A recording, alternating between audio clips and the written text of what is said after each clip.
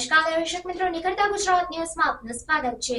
સમાચારની વાત કરવામાં આવે તો પોરબંદર પોલીસ દ્વારા બરડા ડુંગર વિસ્તારમાં દેશી દારૂની ભઠ્ઠી પર દરોડા પાડવામાં આવ્યા। ગેરકાયદેસર દારૂના ઉત્પાદન પર મહત્વપૂર્ણ કાર્યવાહી કરતા પોરબંદર જિલ્લા પોલીસ દ્વારા બરડા ડુંગર વિસ્તારમાં દરોડા પાડવામાં આવ્યા હતા, જેમાં દેશી દારૂની ભઠ્ઠી શોધી કાઢી અને નાશ કરવામાં આવ્યો હતો। આ ઓપરેશન ભાણવડ પોલીસ સ્ટેશનની અનેક ટીમો દ્વારા કરવામાં આવ્યું હતું, જે આ વિસ્તારમાં ગેરકાયદેસર પ્રવૃત્તિઓને નિશાન બનાવી રહ્યું હતું। આ દરોડો જે ગઈકાલે થયો હતો તે વિસ્તારમાં ગેરકાયદેસર દારૂના ઉત્પાદન અને વિતરણને રોકવા માટેના મોટા પ્રયાસનો ભાગ હતો।